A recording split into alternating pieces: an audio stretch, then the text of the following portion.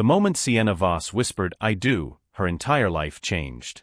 Not because of the man standing in front of her with tears in his eyes, but because of the man walking through the church doors with a promise written in his eyes. And the worst part? She recognized him immediately. The man she spent 7 years running from. The man she promised herself she'd never see again. The man who apparently never let her go. Stay with me until the end of this story, because what happens next will make you question everything you believe about love, choice, and who really owns your heart. But before we dive in, like this video and comment your city below. I want to see how far this story travels. And tell me, would you leave your wedding for someone from your past? The mirror shows a woman Elena doesn't recognize. The dress is incredible, $8,000 of Italian lace and silk, handmade by a designer who doesn't normally accept commissions. Her mother had to beg. The fabric is so delicate it feels like it might dissolve if she touches it wrong. The veil cost another $2,000. White crystal sewn by hand into something that looks like frozen tears. She looks like a bride. She doesn't feel like one. Elena turns slowly in front of the mirror, watching the dress catch the light. Her mother is behind her, hands clasped like she's witnessing a miracle. Her mother has been crying all morning, happy tears, she said, though Elena wonders if there's something else underneath. "You look perfect, baby," her mother says, reaching out to adjust the veil. Her hands are shaking slightly. "Marcus is going to lose his mind when he sees you." Elena manages a smile. It's the kind of smile she's perfected over 3 years of dating Marcus. The kind of smile that looks like happiness, but feels like a mask. The smile of someone pretending to be the woman she's supposed to be instead of the woman she actually is. "I'm nervous," Elena says, and it's the most honest thing she's said in weeks. Her mother laughs. It's a soft, understanding laugh. "That's just pre-wedding jitters, sweetheart. Every bride feels this way. Once you're up there and you see Marcus's face, once you hear those vows, you'll feel it. That moment when you realize he's the one. That moment changes everything." Elena's stomach twists. She knows exactly what moment her mother is talking about. She's seen it in 1,000 wedding videos, read about it in 1,000 romance novels. The moment when everything clicks into place. The moment when you look at someone and realize they're your forever. She's been waiting for that moment for 3 years. It's never come. There's a knock on the door. Her best friend Rachel pokes her head in, wearing the peach bridesmaid dress they spent hours finding. Rachel is holding her phone, which means her family is calling, which means it's almost time. "The photographer wants some pictures of you getting ready," Rachel says, then stops. Her eyes widen. "Oh my God, Elena. You look absolutely gorgeous." And Elena believes her. She knows she looks gorgeous. She can see it in the mirror. She can see it in her mother's face and Rachel's face. She can see it in the way the light catches the crystals on her veil, making it look like she's glowing. But gorgeous isn't enough. Is it? "How's Marcus?" Elena asks, even though she doesn't really want to know the answer.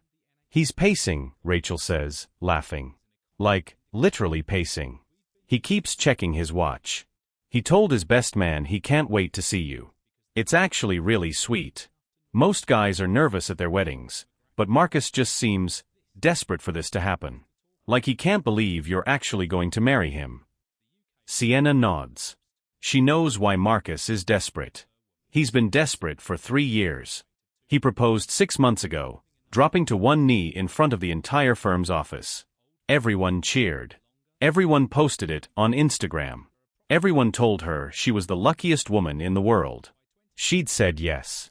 Not because she was sure, but because everyone was watching, and because Marcus was looking at her like she was the answer to a question he'd been asking his whole life, and because she needed to prove to herself that she could be normal. That she could want what normal women want.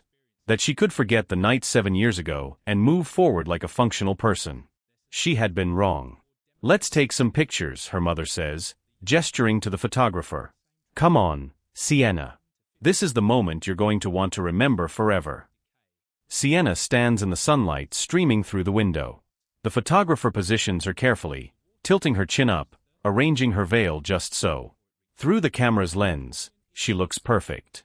She looks like every bride in every magazine. She looks like she has her entire life figured out. The camera clicks. Over and over, it clicks.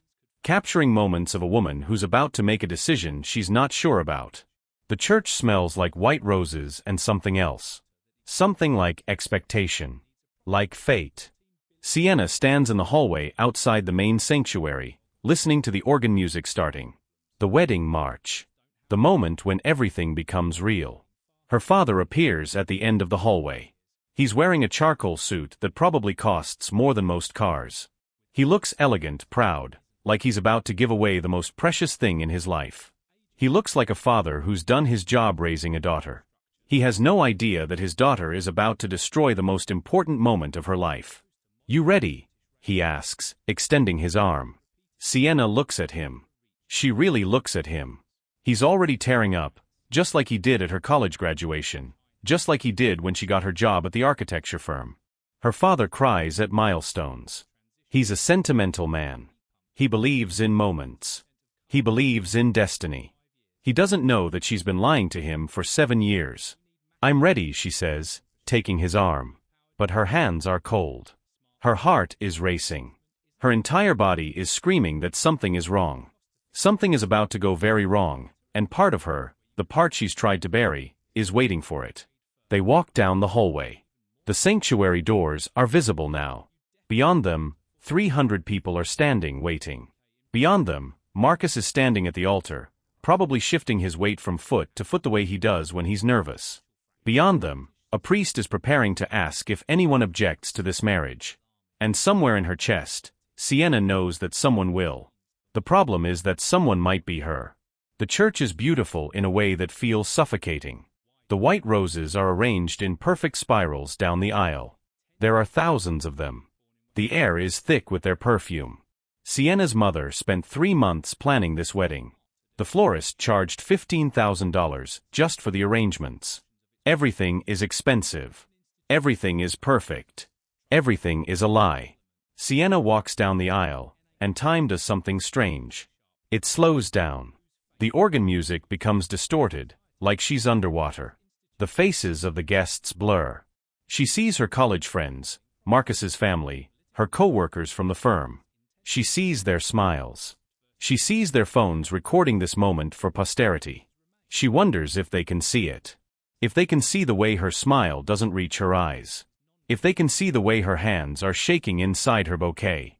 If they can see the way she's holding her breath, holding herself together, holding on to something that might not be real. He's handsome in that particular way that lawyers are handsome. Clean-cut. Trustworthy. His blonde hair is perfectly styled. His suit is tailored perfectly. He looks like someone who has their entire life figured out.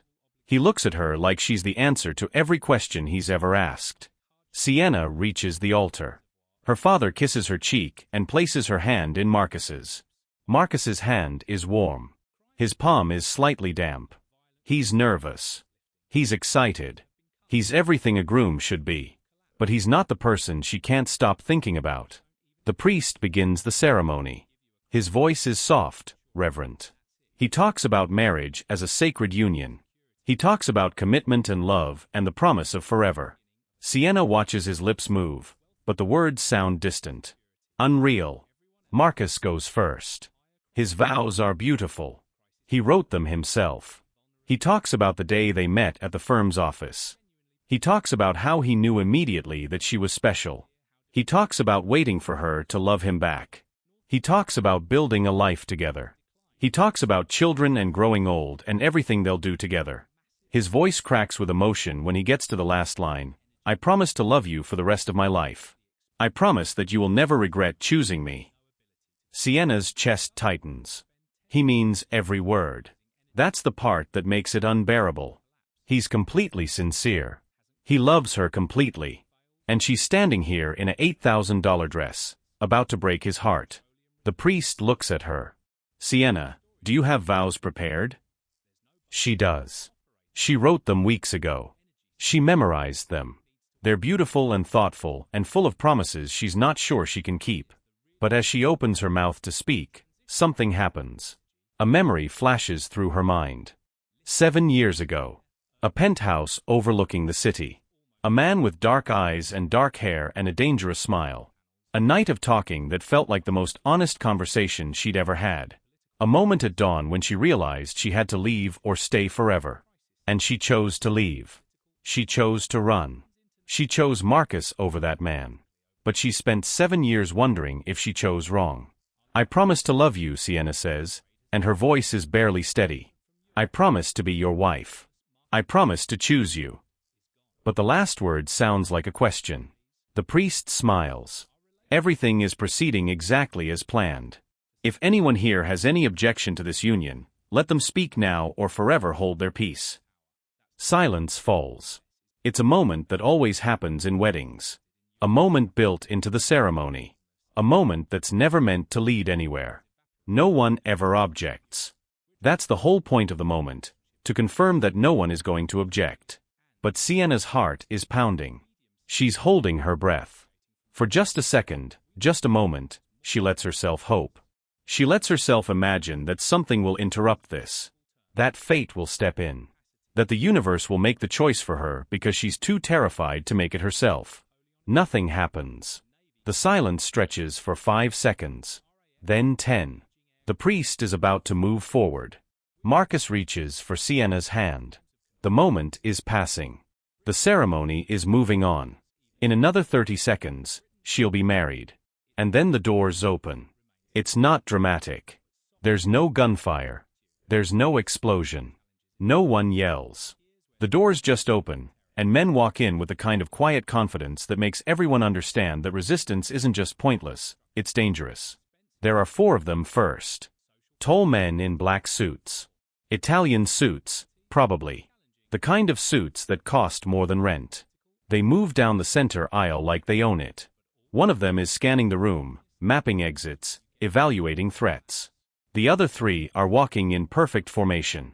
People gasp. Someone stands up. The priest steps backward instinctively. But those 4 men are just the opening act. The 5th man is the one who matters. He walks through the doors like he's walking into his own home. Like he owns not just the church, but the entire moment. He's wearing a charcoal suit, and it fits him perfectly because it was probably tailored specifically for his body. His white shirt is pristine except for a single button that's undone at the neck, and somehow the detail makes him look more dangerous than the men in full formal wear. His dark hair is perfectly styled. His features are sharp, chiseled, arranged in an expression of complete calm. There's no emotion on his face. No anger. No pasión. No hatred. Just certainty. Just the look of someone who knows exactly what he wants and has no doubt that he'll get it. Sienna recognizes him in the moment before she fully recognizes him. It's a sensation that moves through her body like an electrical current. Her breath catches. Her hands go cold. The bouquet nearly falls from her fingers. It's him. It's actually him. 7 years. 7 years since she ran from his penthouse at dawn without leaving a note. 7 years since she told herself she'd never see him again. 7 years since she dedicated every ounce of her willpower to forgetting the night she spent talking to him like he could see inside her soul. Viktor Kozlov. He moves down the center aisle with the same pace he walked through his penthouse 7 years ago. Slow. Deliberate. Like he has all the time in the world. Like nothing and no one can stop him. Marcus steps forward. He's trying to be brave. He's a lawyer, after all. He's trained to stand his ground, to face down opposition. But Sienna can see the moment he realizes that this isn't a legal matter. This isn't something he can argue his way out of. I don't know what this is, but you need to leave, Marcus says. His voice is steady, which is impressive, but Sienna can hear the tremor underneath. She can see the way his jaw is clenched. Victor looks at him for exactly 2 seconds. Then he looks away. That's the moment Marcus realizes he's not a threat. That's the moment he understands he's not even worth acknowledging. That's the moment the last bit of hope drains from his face. Victor walks past him without breaking stride. He walks straight to the altar. He walks straight to Sienna. His eyes have been fixed on her since he entered the church, and Sienna realizes that everyone in this room has been watching him, not looking at her. He's commanded all the attention. He's made everything else irrelevant. Including her wedding. Including Marcus. Including the entire life she built to escape him. Victor reaches for her hand. It's not aggressive. It's not violent. It's gentle. It's intimate. It's the same way he held her hand 7 years ago, in the dark of his penthouse, while they talked about everything and nothing. His hand is warm. Sienna's entire body goes still. "Come with me," he says. His voice is low enough that only she and Marcus can hear. Not a command. Not even really a request. Just a statement of absolute fact. Marcus tries again. He reaches for Sienna's other arm. His face has gone pale. His eyes are wide. He looks like someone who's just realized that the world is bigger and more dangerous than he ever imagined. Victor turns his head to look at Marcus. There's no threat in the movement. No aggression. No violence. That's what makes it terrifying.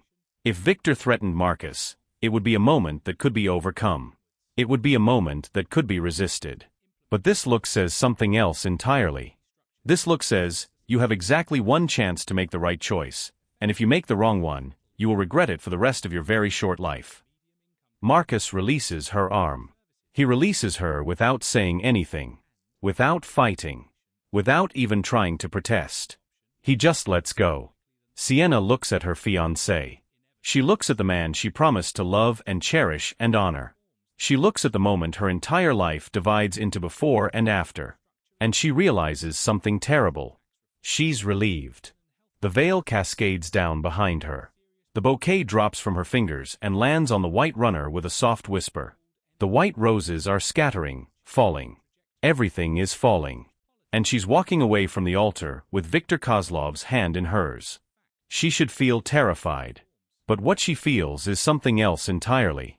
She feels like she's been holding her breath for 7 years, and now she's finally allowed to breathe. Victor leads her toward the doors.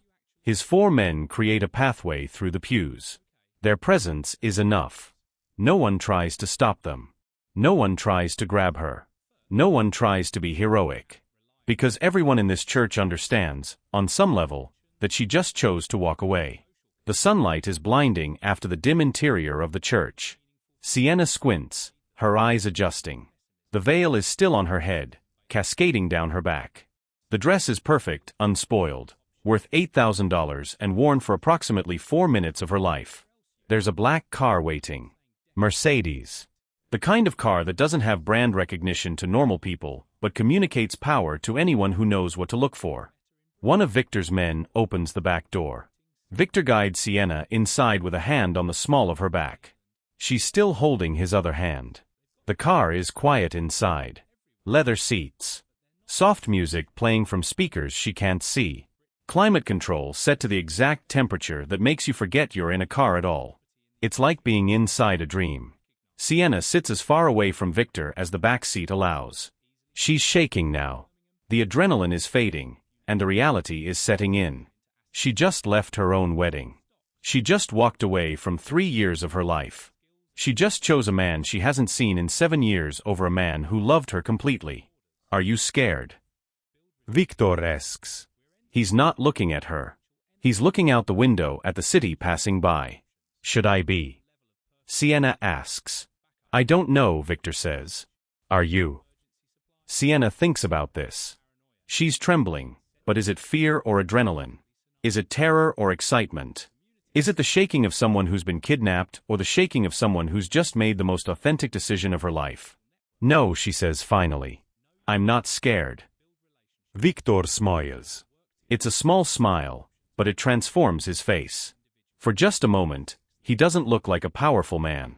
He looks like someone who's been waiting for this moment for a very long time. But as they drive through the city, Sienna still doesn't know the truth. She doesn't know that Victor has been planning this for 7 years. She doesn't know that every moment of her life since that night has been orchestrated. She doesn't know that the man sitting next to her hasn't just been thinking about her occasionally. He's been obsessing. The car pulls onto the highway heading north. The city falls away. Sienna watches the buildings get smaller, the streets get emptier, the world get more isolated. You kept your promise, Victor says quietly. Sienna's heart stops. What promise? The night we met, Victor continues, still not looking at her. 7 years ago at that charity event. You were wearing a blue dress. Your hair was longer. You were so beautiful and so full of dreams, and you had no idea that I was going to ruin all of it. Sienna's mouth goes dry. She remembers. She spent 7 years trying to forget, but she remembers every second of that night. We talked for 6 hours, Victor says, and his voice is completely calm, completely certain. In my penthouse. Just talking. You told me things you've never told anyone else. About your fears. About your dreams. About the life you wanted to build. And I listened to every word like it was the most important thing I'd ever heard. He finally looks at her. And at the end of the night, when dawn was breaking over the city, you said something to me. You said, I'm going to leave now, and we're never going to see each other again. And that's going to be the right choice for both of us. Sienna wants to deny this, but she can't. Because every word is true. And I asked you, Victor continues, how do you know that? And you said, because I promised myself that I would wait. If you were still thinking about me when I got married, then maybe it meant something. But I'm going to live my life anyway. I'm going to be brave enough to try to forget you. And if I can't walk down the aisle without thinking about you, then I'll know it's time. He's been keeping track of every relationship she's ever had. He's been monitoring every moment of her life. And he's been waiting for the exact moment when she couldn't go through with the wedding. He's been waiting for today. I kept my promise, Sienna says softly. She's not sure why she's admitting this. She's not sure why she's not lying. But something about Victor makes lying impossible. No, you didn't, Victor says. His voice is gentle, but certain. The moment he was about to pronounce you married, you didn't look relieved. You looked trapped. I could see it on your face, Sienna. The exact moment when you realized you were about to spend the rest of your life with a man you don't love. The exact moment when every cell in your body started screaming that you needed to get out. You don't know that, Sienna says, but her voice is shaking. I know you, Victor says. I know you better than anyone has ever known you. I know the way you breathe when you're lying. I know the way your eyes get darker when you're scared. I know the way you present to the world and the way you actually are underneath. I've spent 7 years studying you, Sienna. 7 years learning every detail of your life. Sienna feels something twist in her stomach. It's not quite fear. It's something more complex. That's not love, she says. That's obsession. Is it? Victor asks. Maybe. But tell me, if I'm obsessed, why aren't you running? Why aren't you screaming? Why aren't you fighting me? Sienna opens her mouth to answer, but she can't. Because he's right. She's not fighting. She's not running. She's sitting in this car with a man she shouldn't trust, and part of her, the part she's tried to bury for 7 years, is exactly where it wants to be. Because you kept your promise, Victor says. You waited. And that means everything. The car continues north. The city disappears behind them. And Sienna realizes that she just made a choice that will define the rest of her life. And the terrifying part is that she's not sure she regrets it. Sienna just made a choice that will change everything. But was it really a choice, or has Viktor Kozlov been orchestrating every moment since the night they met? And the most important question, does she actually want to resist, or has she been waiting for this exact moment her entire life? Because here's what Sienna doesn't know yet. Victor's revelation is just the beginning. What he's about to tell her will make her question everything she believes about love, destiny, and her own agency. He's been more than just watching.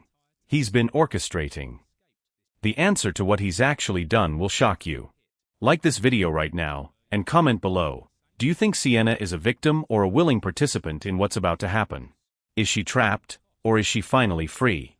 Comment your city, and let me know. Subscribe and turn on notifications so you don't miss part 2, where we discover exactly what Victor has been doing for the past 7 years. Where we learn the extent of his obsession. Where we understand what he's capable of. This story goes places you won't expect. Some of you will think Sienna is living a nightmare. Others will think she's living the dream she always wanted. I can't wait to hear which side you're on. Let's go to part 2.